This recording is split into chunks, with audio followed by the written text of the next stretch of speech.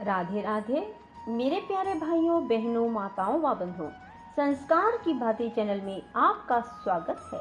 बंधुओं, आज द्वादशी के दिन मैं आपको सुना रही हूँ तुलसी माता की कथा।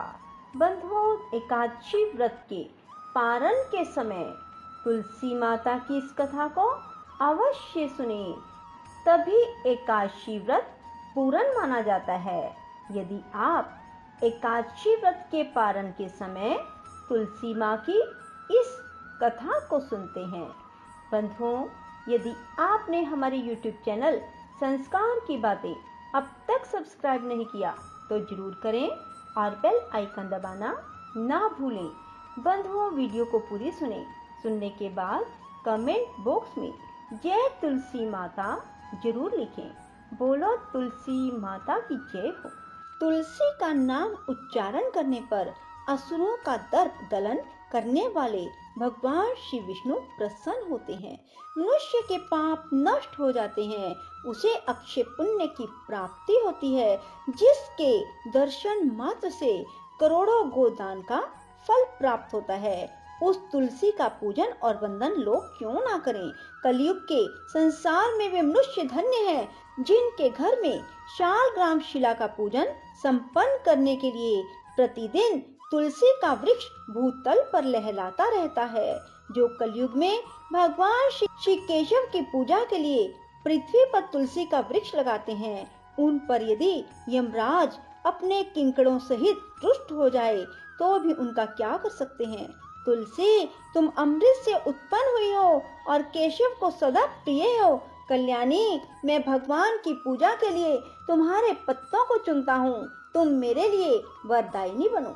तुम्हारे श्री अंगों से उत्पन्न होने वाले पत्तों और मंजरियों द्वारा मैं सदा ही जिस प्रकार श्री हरि का पूजन कर सकूं, वैसा उपाय करो। पवित्र अंगी तुलसी, तुम कलिमल का नाश करने वाली हो। इस भाव के मंत्रों से जो तुलसी दलों को चुनकर उनसे भगवान वासुदेव का पूजन करता है, उसकी पूजा का करोड़ों गुना फल होता है। देवेश्वरी, बड़े बड़े देवता भी तुम्हारे प्रभाव का गायन करते हैं। मुनि, सिद्ध, गंधर्व, पाताल निवासी, साक्षात नागराज शेष संपूर्ण देवता भी तुम्हारे प्रभाव को नहीं जानते। केवल भगवान विष्णु तुम्हारी महिमा को पूर्ण रूप से जानते हैं। जिस समय क्षीर समुद्र के मंथन का उद्योग प्रारंभ हुआ था, उस समय श्री विष्णु के आनंद अंश से तुम्हारा प्रादुर्भाव हुआ। पूर्व काल में श्री हरि ने तुम्हें अपने मस्तक पर धारण किया था। देवी, उस समय श्री विष्णु के शरीर का संपर्क पाकर तुम परम पवित्र हो गई थी। तुलसी, मैं तुम्हें प्रणाम करता हूँ। तुम्हारे श्री अंग से उत्पन्न पत्तों द्वारा जिस प्रकार श्री हरि की पूजा कर सकूं, ऐसी कृपा करो जिससे मैं निर्विघ्नता पूर्वक परम गति को प्राप्त हूँ। साक्षात श्री कृष्ण ने तुम्हें गोमती तट पर लगाया और बढ़ाया था। वृंदावन में विचरते समय उन्होंने संपूर्ण जगत और गोपियों के हित के लिए तुलसी का सेवन किया। जगत प्रिया तुलसी, पूर्व काल में वशिष्ठ जी के कथन अनुसार श्री रामचंद्र जी ने भी राक्षसों का वध करने के उद्देश्य से सरयू के तट पर तुम्हें लगाया था।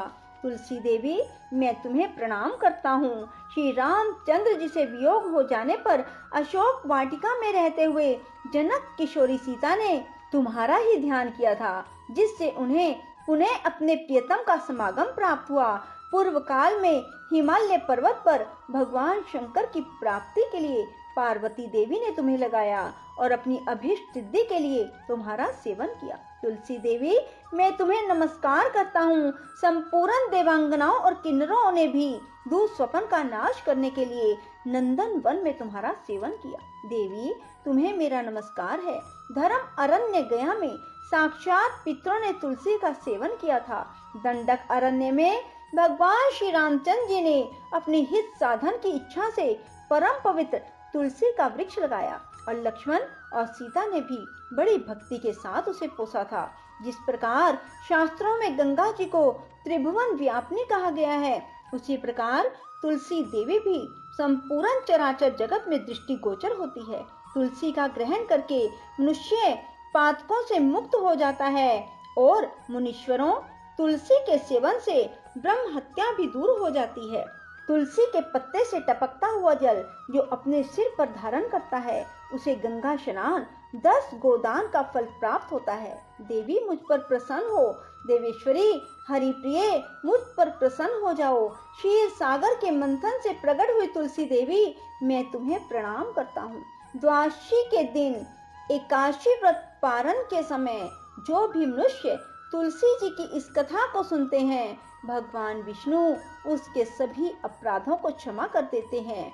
बाल्य अवस्था, कुमार अवस्था, जवानी और बुढ़ापे में जितने पाप किए गए होते हैं, वे सब तुलसी जी की इस कथा को सुनने मात्र से नष्ट हो जाते हैं। तुलसी जी की इस कथा से संतुष्ट होकर भगवान सुख और अभ्युदय प्रदान करते हैं। जिस घर में तुलसी जी की इस कथा को सुना जाता है, वहां कभी कोई अशुभ नहीं होता। उनका सब कुछ मंगलमय हो जाता है, किंचित भी अमंगल नहीं होता। उसके लिए सदा सुकाल रहता है, अर्थात अच्छा समय रहता है। वह घर प्रचुर धन धान्य से भरपूर हो जाता है। तुलसी जी की इस कथा को सुनने वाले मनुष्य के हृदय में भगवान श्री विष्णु के प्रति अविचल भक्ति होती है। उसका वैष्णवों से कभी वियोग नहीं होता। इतना ही नहीं, उसकी बुद्धि कभी अधर्म में प्रवृत्त नहीं होती। जो मनुष्य द्वादशी की रात को भी जागरण करके तुलसी जी की इस कथा को सुनते हैं, उसे करोड़ों तीर्थों के सेवन का फल प्राप्त होता है। बोलो तुलसी माता की जय हो, विष्णु भगवान की जय हो।